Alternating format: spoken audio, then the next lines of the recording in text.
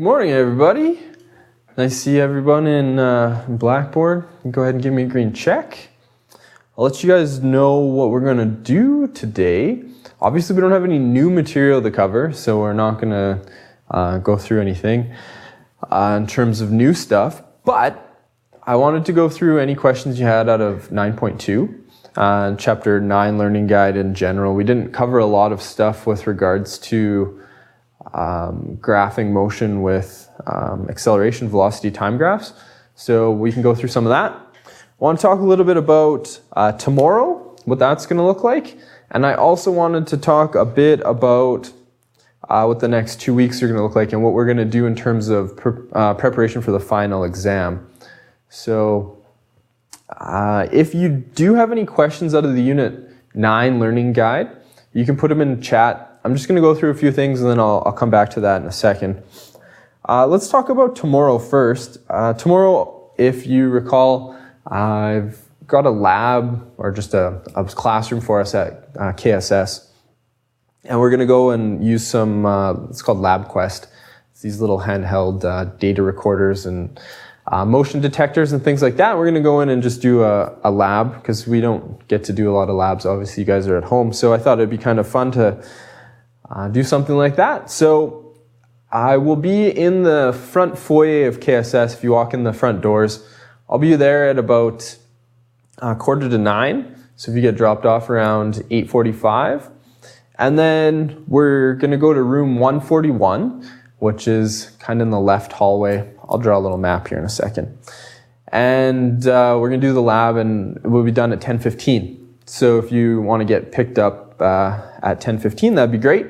Or if you are considering attending KSS next year, you can stick around and I will take you for a tour of the school. I'll show you where all of the different, we'll take you all around upstairs and downstairs so you know where kind of the science wing is and the English wing and the computer labs and office and gym and all that stuff. So kind of give you a lay of the land. So if you want or are interested in attending KSS, I can, take you guys through the school and you can see where everything is.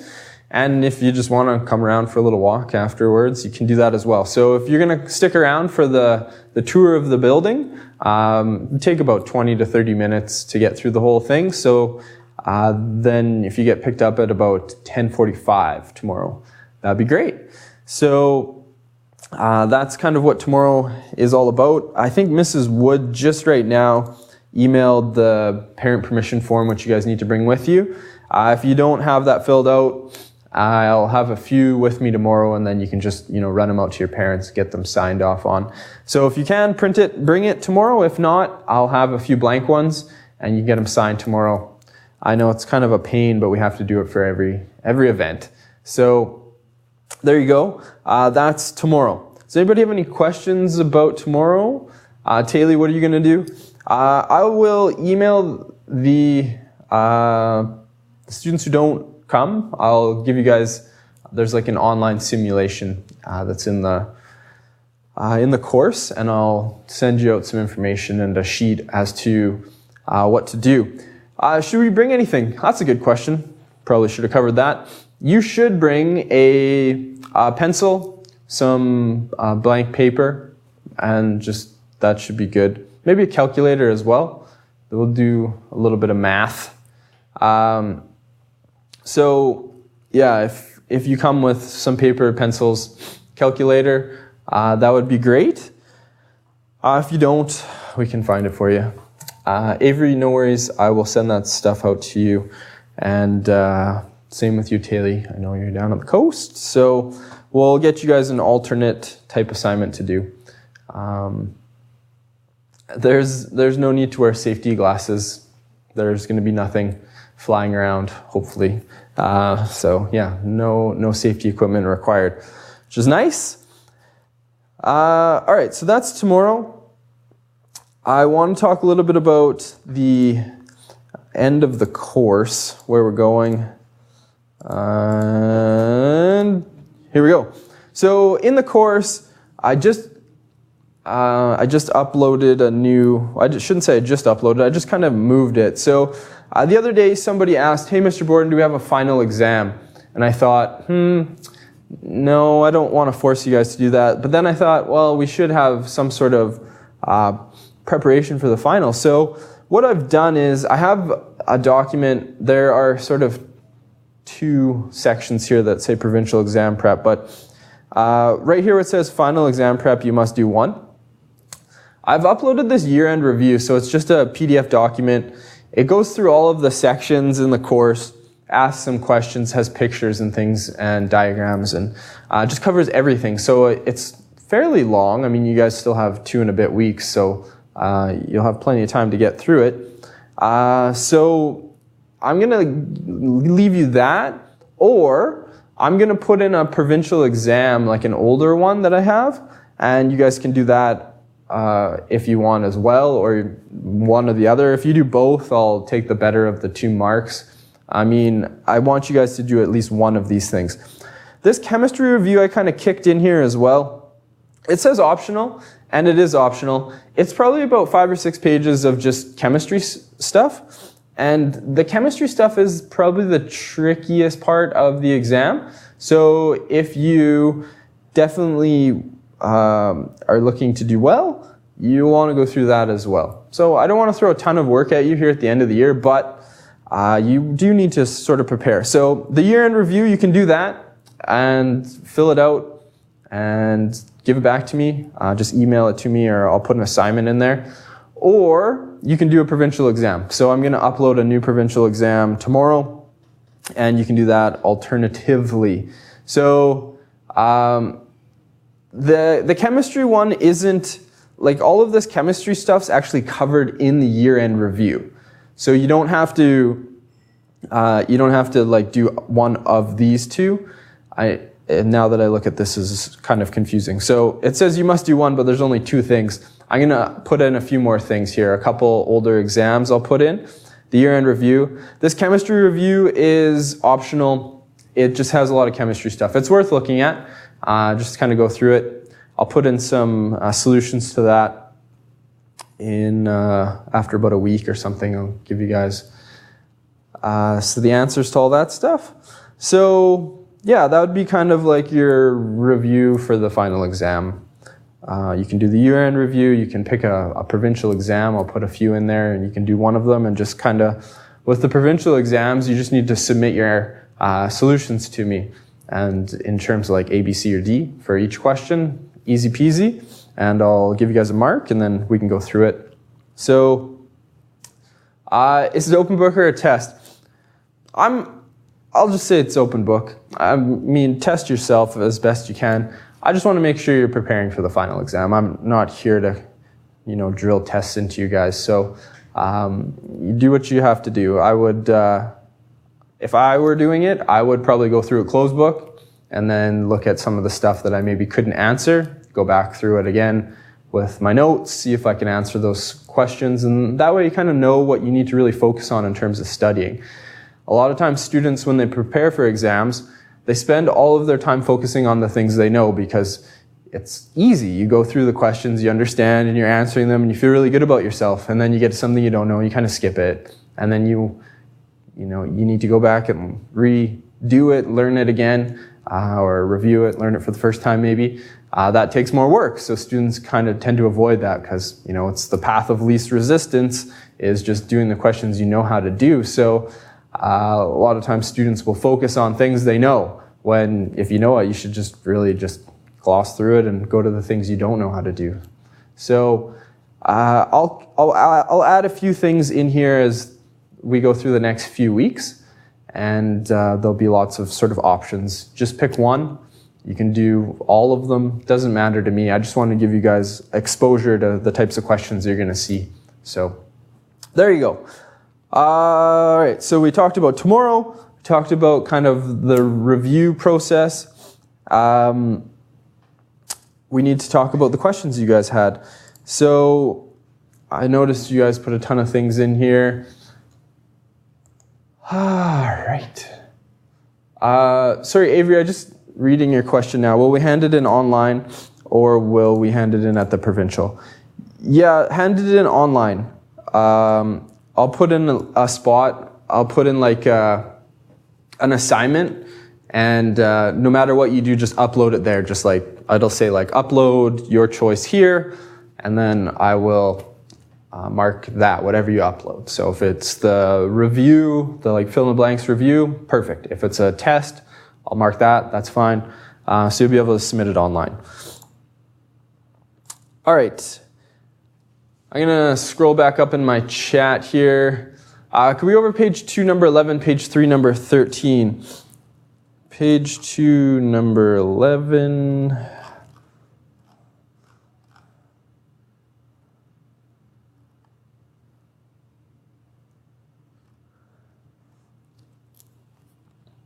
Okay, I'm just gonna circle them all and then we'll see if we have any duplicates. Page 3, number 13. You look at page 6, number 10. If I don't circle your question, let me know. Page 6, number 10. It's a tricky question, that one.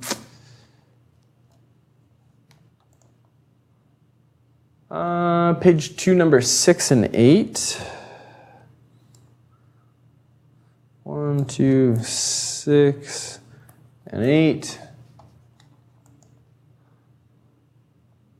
All right, I think I got them all. If I didn't, just kind of throw it in, or if something else comes up, let me know. So page 1 was good. Page 2, toboggan accelerates from rest to 1.1 at 1.1 meters per second squared. After 10 seconds, how fast is it going? Show the equation in all steps. Okay. One thing that I probably should have been more clear about, but it only frustrated myself, was in the Unit 8 learning guide. When you guys do questions in physics, when you use an equation, it's really important to write the equation down and then put information into the equation. Not only does it mean you'll make fewer mistakes, it makes it a lot easier for the person who's marking your work to follow through your sort of thinking process. Now, in Science 10, our physics problems have 1 or 2 steps. They're pretty straightforward. The equations only have 3 variables. But when you get into Physics 11 or Chemistry 11, I'm not sure what biology looks like, you'll get into equations that'll have 5 or 6 parts to them, maybe 2 or 3 steps. And if you're not writing your equations down, if just a bunch of numbers appear, it's really hard for the person who's trying to follow your work to kind of see or think about what you were trying to do or trying to accomplish. So as just a general rule, always write down the equation you're using. If you are putting numbers into the equation, it's a really good habit to include units, and your answer should always include units. And if it's a vector, you should also have a direction with it as well. Sometimes you can include that, sometimes you can't. Alex, I see your question there. I'll get to those for sure. So after 10 seconds, how fast is it going? Show the equation in all steps. So I think this is going to be a 2-step problem, if I'm not mistaken. Toboggan accelerates. All right, so this 1.1 is our acceleration. We have this 10 seconds, which is our time. And then how fast is it going? That's asking for a velocity. I also see that it says from rest here, which is an important piece of information. That means our initial velocity is 0. So when I say v over here, how fast is it going? We're trying to find the final velocity. All right, if I jump into my equation sheet down at the bottom here, I'm trying to find the final velocity, and I have acceleration and time.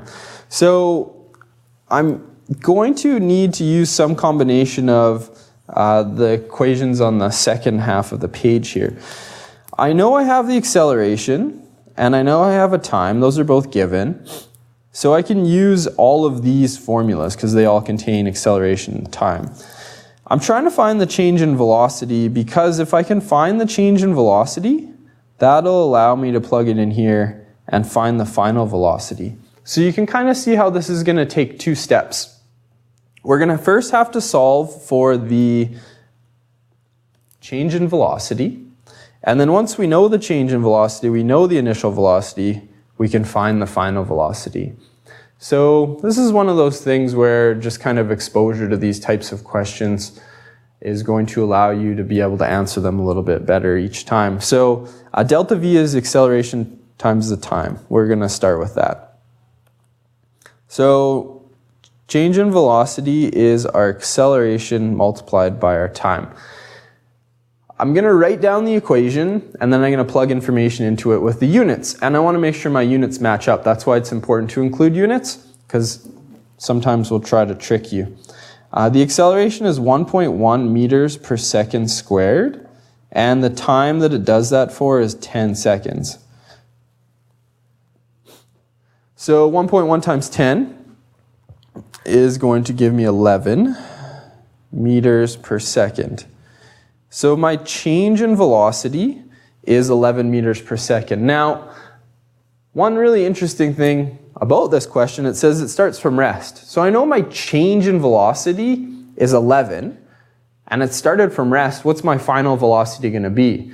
Well, I can just use my brain to kind of figure that one out because it's going to be 11. Or I can write down the formula. So the formula including the final velocity was final velocity is the initial velocity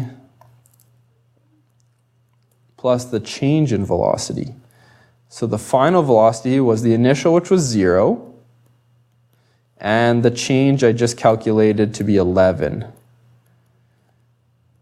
Go up here. My final velocity is going to be, bump that over a little bit, 11 meters per second.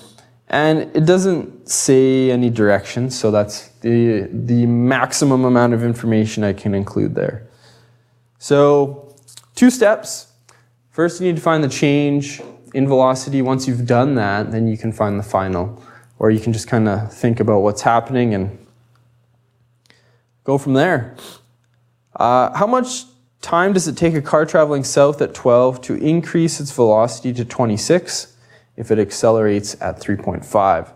Again, 2 steps to this. They're giving you initial velocity and a final, so you're going to have to find your change in velocity. And then once you've done that, you're going to have to find the time. So, how much time does it take? That means find the time, but I don't know what it is. If I'm traveling south at 12, that's my initial velocity. I'm increasing it to 26, that's my final velocity. And I have this 3.5 is my acceleration. So if I go back to my formula sheet, I know my time, that's what I'm trying to find, is the change in velocity divided by the acceleration. So let's start with that. I write down my formula. Time is change in velocity divided by the acceleration. But I don't know my change in velocity. So a change is always going to be the final minus the initial. And in this case, my final is 26, and my initial is 12. So 26 minus 12, it's going to be 14. So I can now plug that 14 into the equation here.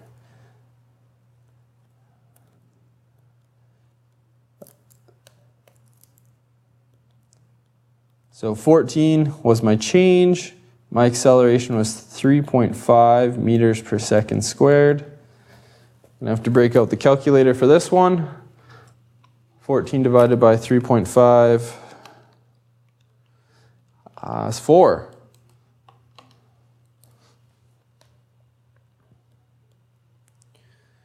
And because my answer is a time isn't a vector, so I don't need to include a direction with that. I can just say it's 4 seconds.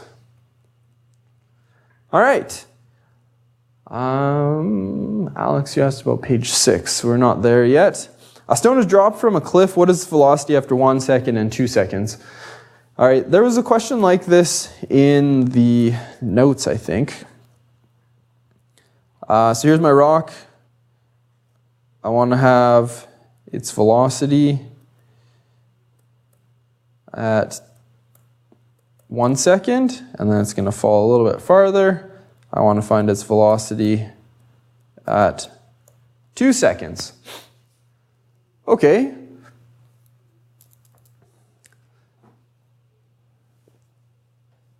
Students kind of get confused on these types of questions because there isn't a lot of information given. And that's what makes it tricky, I guess. So things we do know. I know that I'm going to have to do sort of two problems. I have a time and another time, so kind of two parts to the problem. What else do I know about this stone? Or sort of, if you think in terms of variables, what variables do I know that aren't included in the question? Things that just, you know, are kind of embedded in there but not explicitly said.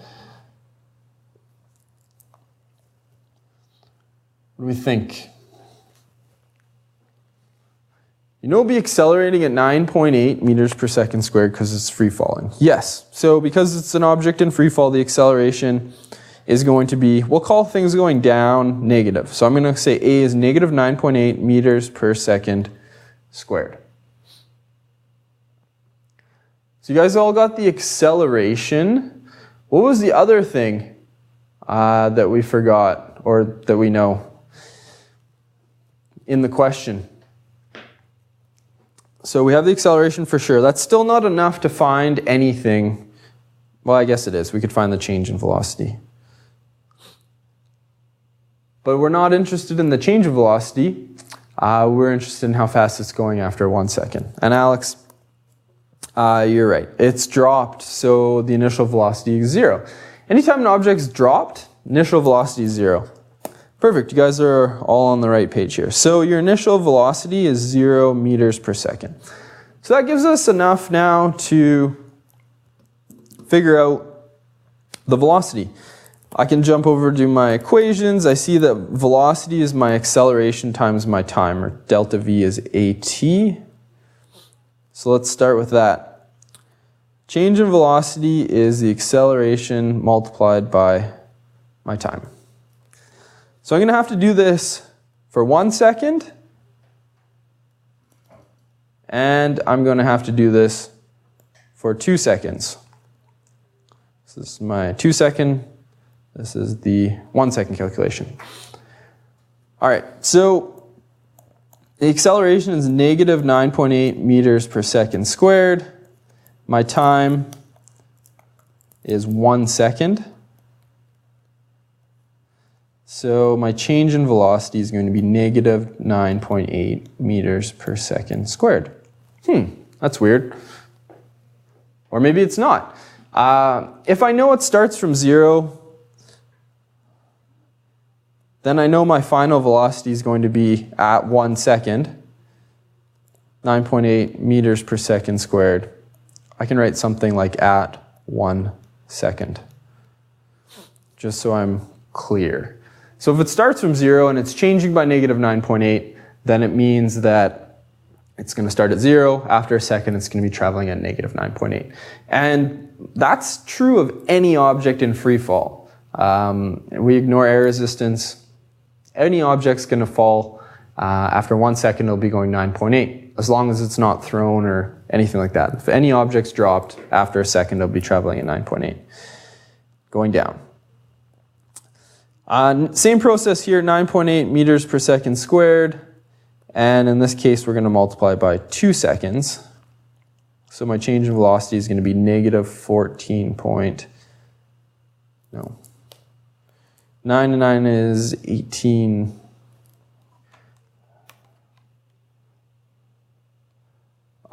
Just reading your question here, Abby. 19.6. No, I had 14. Negative 19.6 meters per second. All right, Abby, your question said, why is s squared, the unit should cancel and velocity isn't squared? Okay. Just find some space here. I'm going to ignore the numbers and I'll just go with units. So I had an equation that looked like delta V is my acceleration multiplied by my time. So my acceleration is measured in meters divided by seconds squared, and my time is measured in seconds. If I want to just exaggerate everything, this is seconds over 1. If I want to put it all over one fraction, I could do that. Let's write it here. Meters times seconds divided by seconds squared. My seconds on the top cancel with a 1 on the bottom. And then I end up with just meters divided by seconds, which is what I was hoping for because it's a velocity. Oh, that was my mistake I see here that I've written squared.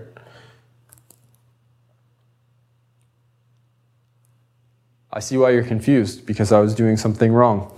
Yes, so it's negative 9.8 meters per second. Just a habit to write meters per second squared. Sorry to confuse you and then try to explain it to you like you were a 5-year-old after I made a mistake. Oops. All right, so that was 11. We okay with 11? All right, let's scroll down a little bit. If you throw a rock up into the air, when is the velocity 0? What is the acceleration when the velocity is 0? So this number 13 is more of a conceptual sort of thing. It's not an actual calculation type question. There's no numbers to be put in. This is just asking, if I throw my pen up in the air, it's going to go up, it's going to hit its highest point, and then it's going to come back down. So when is the velocity 0? As soon as it leaves my hand, it's slowing, till it comes to a stop. So its velocity is 0 at its highest point, and then it speeds up going down. So velocity is 0 at highest point.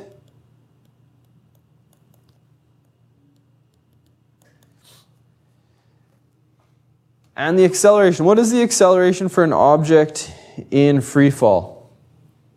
Doesn't matter if the object's going up, down, sideways, forwards, backwards. As soon as it is let go of, the acceleration is always going to be the same. So it doesn't matter what the object is initially doing, it's always going to have an acceleration of 9.8 meters per second squared. As soon as it leaves my hand, at its highest point, just before it hits the ground, as long as it's in the air and not being touched by anything, it hasn't hit the ground or it hasn't hit some object, it's always going to have an acceleration of negative 9.8 meters per second squared. Always. No exceptions to that rule. So any object in free fall will accelerate towards the center of the earth, negative 9.8 meters per second squared. Doesn't matter if it's going up, stopped at the top, coming back down. If it's in free fall, that's what its acceleration is going to be. No exceptions. 3, 17, you guys were... there are answers for number 17 on page 4, where you had to circle these things. Some of these answers are wrong. I don't know why, but I'm not going to tell you which ones are wrong. I was just looking at them and I was like, that's not right. No, that's not right either. So I think at least 2 of them are wrong. Number 17. So if you were just copying answers out of the back of the book for number 17, you might want to go back and look at it again. So 2 or more are wrong. I'll just go some are wrong. So be careful on that. Down to page 5, no questions. Page 6, Alex, you had a question, I believe. Page 6, 9 and 10. Perfect. It's funny you guys should ask these questions. These are questions that I've never seen in Science 10. There's a lot of material in this physics unit, part of the learning guide, that isn't covered in Science 10, but it's here, so we might as well do it. Use both the area and equation to determine the displacement traveled in the following graph. All right. So essentially, when you have a velocity time graph, The area under the graph is actually the displacement. How does that work? Well, if I multiply my length here by my width, what am I doing? Well, I'm multiplying my velocity by a time.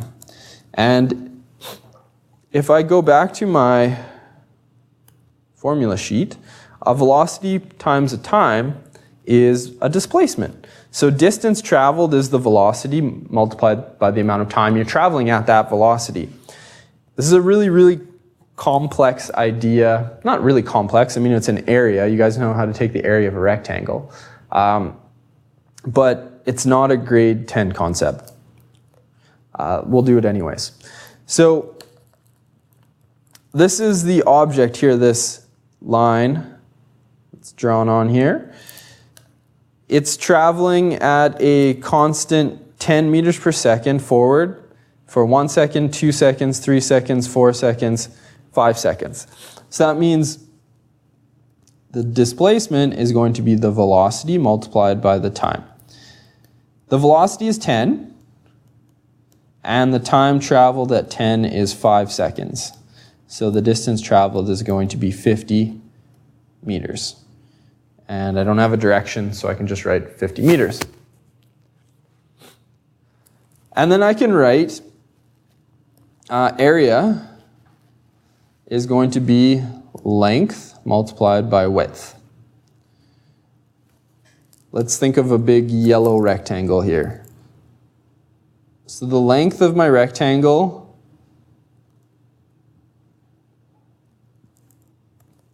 we'll call this length up here. From this to this, the length is 5, and the width is going to be 10. So if I take my length, including units, it's going to be 5 seconds. My width is 10 meters per second. Length times width is 50 meters. So that was a velocity time graph, and we're actually getting a distance from it, or a displacement, which is kind of a weird thing. We didn't really talk about it in the notes. It's not super important that you know it. It's just kind of a question that popped up there. So, Abby, you are right. For some reason, I thought velocity time graph represented acceleration. If we were to take the slope of the line, it would give us an acceleration. So if we look at it real quick, I have a horizontal line here, so 0 slope. It's not accelerating. That's fine. And if we think about it in terms of these points, my first point here, after 1 second, I'm traveling at 10 meters per second. After 2 seconds, I'm traveling at 10 meters per second. After 3 seconds, I'm traveling at 10. You guys get the idea? I'm always traveling at 10 meters per second. So I'm not speeding up, not slowing down. There's no acceleration. Horizontal line means no acceleration. Just kind of makes sense. The second question is the exact same question as the previous one, except instead of having a rectangle, now I have a triangle. So use the area to determine the displacement traveled. So I have this wonderful triangle here. And if we think about this, like I was just describing in the previous question, this one is accelerating because the velocity is increasing. I read my graph really carefully. I see that it's a velocity time graph. After 1 second, I'm traveling at 4. After 2 seconds, I'm traveling at 8. 3 seconds, I'm traveling at 12. You can see as time goes on, this object is speeding up. So that is a slope that's increasing. It's going up to the right. That means it's accelerating. Should all make sense. Let's take the formula first.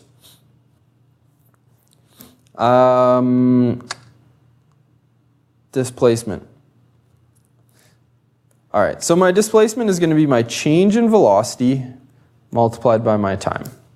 So this is using the formula instead of using the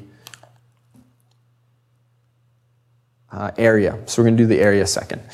So the change in velocity. I know a change in velocity is going to be my final velocity minus my initial velocity. So my final velocity at 5 seconds is going to be 20. My initial velocity at 0 seconds was 0.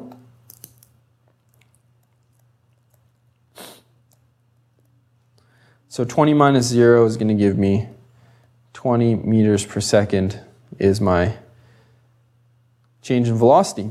So my distance or displacement is going to be change in velocity is 20 and my time was 5 seconds. My units again, 100 meters, 20 times 5 is 100. All right.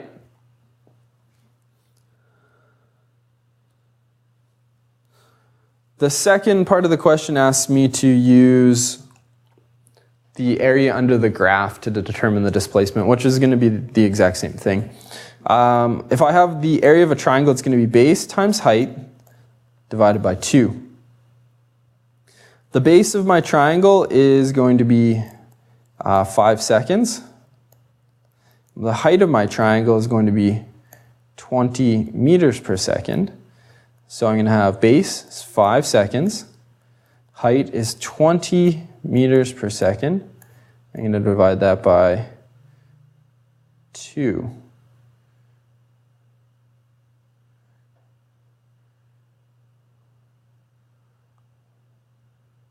What am I doing wrong?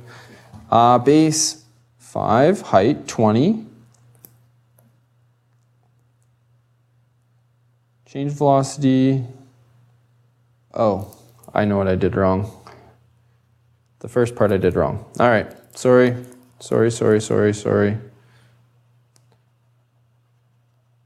gonna have to come back to that. And I'll tell you why in a second. So 5 times 20 is 100. And I have meters divided by 2. It's 50 meters.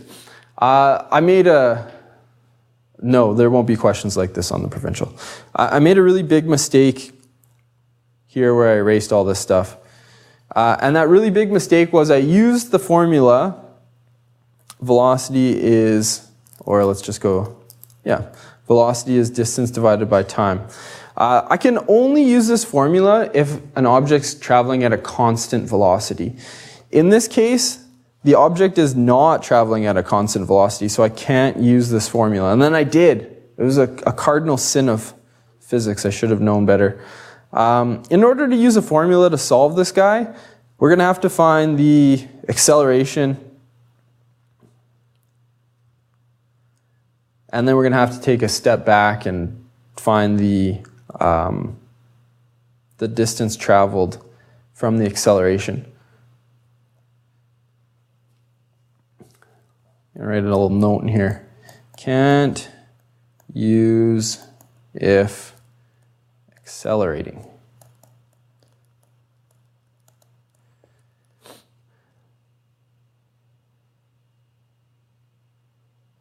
Yes, I use d as change in v times t.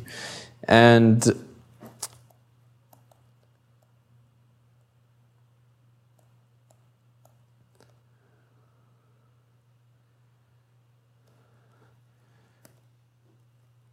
all right.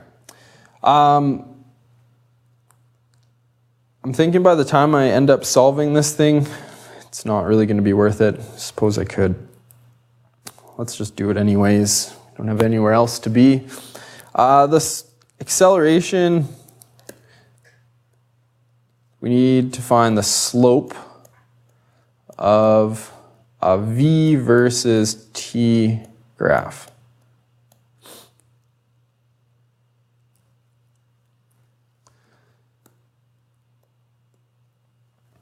All right, let's pick 2 points. Erase all this stuff.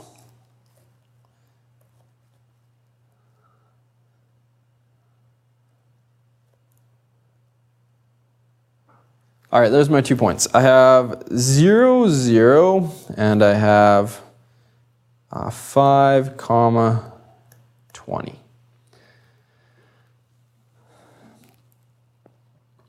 This is a change in velocity over a change in time. All right, Change of velocity. So my y2 is going to be 20 minus 0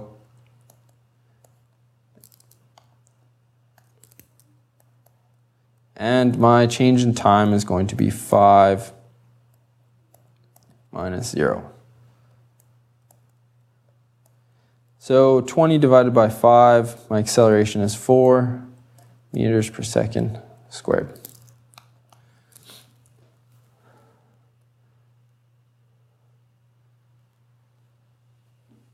We happy with that?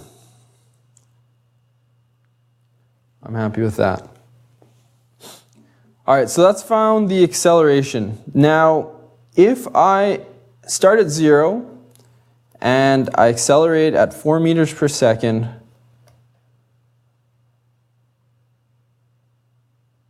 for 5 seconds,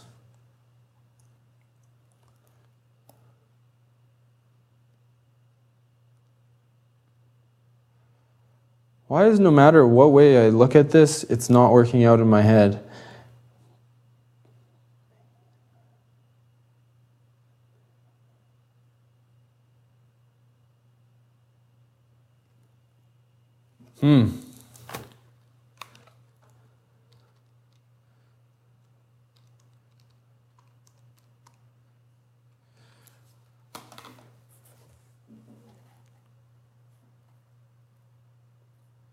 I'm afraid I'm going to have to get back to you guys on this. Obviously, it's not super important that you know how to do it for the provincial. I'll leave it there.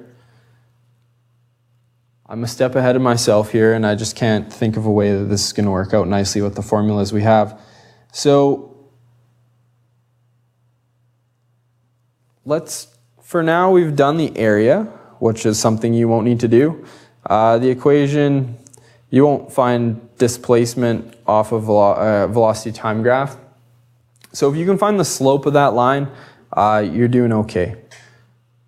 Leave it at that before I blow up my brain here in front of you guys. That is kind of it. Did anybody have any other questions from that? I know that was the last question that we ended up at. Did I go over everything other than that last one using the equations? Excellent. All right.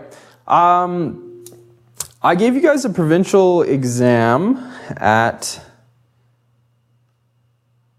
the field trip a while back with Mrs. Ward. And it's right here, practice provincial.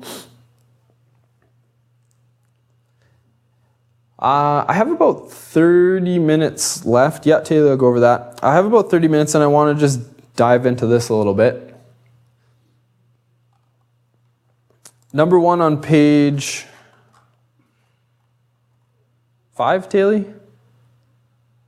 Or number 1 on page 1?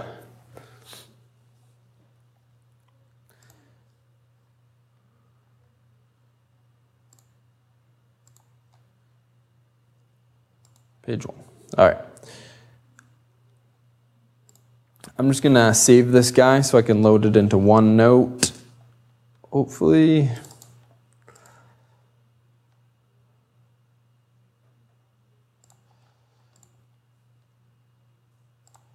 All right, page 1.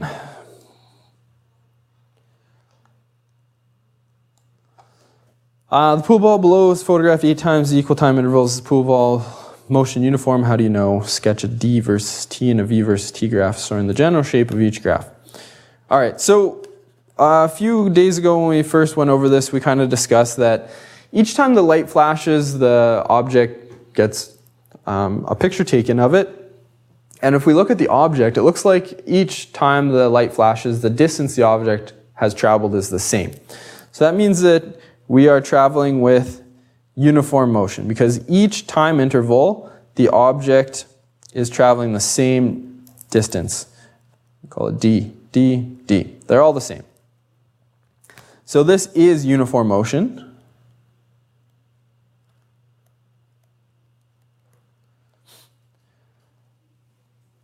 If I were to sketch a distance versus time graph, so if it says sketch, I can just do this, distance, time.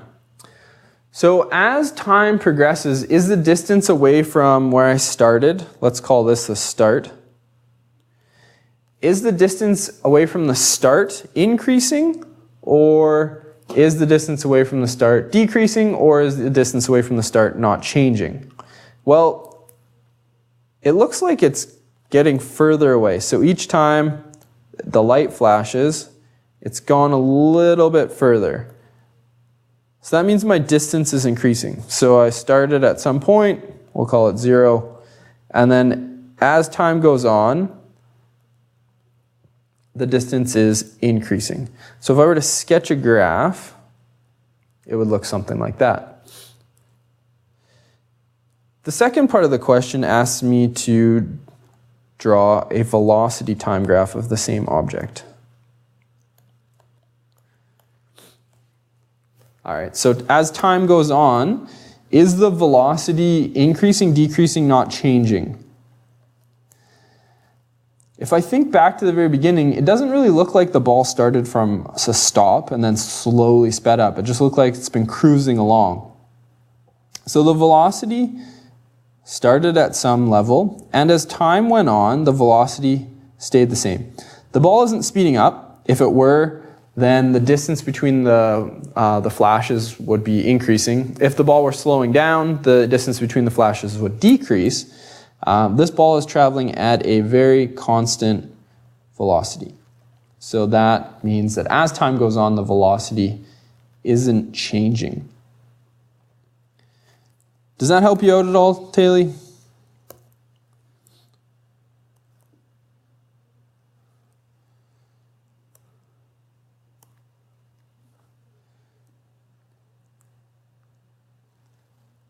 Great.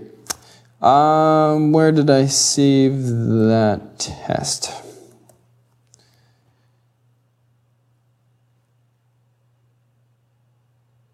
Balancing, practice differential. All right. If you don't have this test, that's fine. Shouldn't really matter too much. You can just kind of go through it with me. I can find my keyboard here. Most of you guys have it printed off. If you don't, you might want to print it off.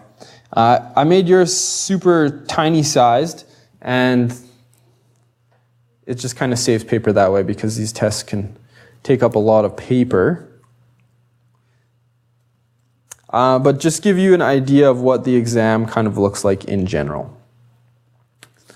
So this is an old exam, and it's really good to go through these old exams because I kid you not, the questions just get recycled on exam after exam after exam. So if you can imagine there's 80 questions on exam, they maybe have like, a 500 or 1,000 questions they pull from.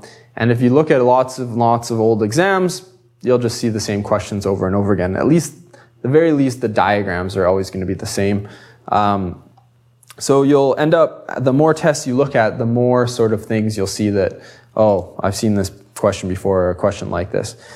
So when you get your test, it'll be a paper test.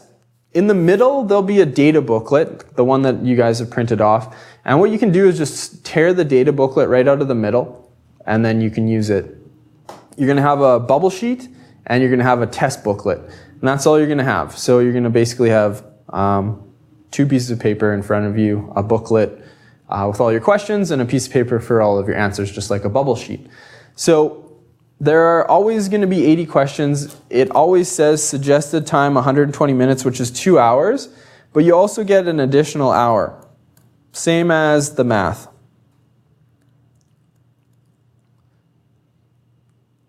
And your data booklet will be in color, yeah, which is kind of nice, especially for the acid-base stuff, because the acid-base is always going to be colors. The biomes will also be in color, and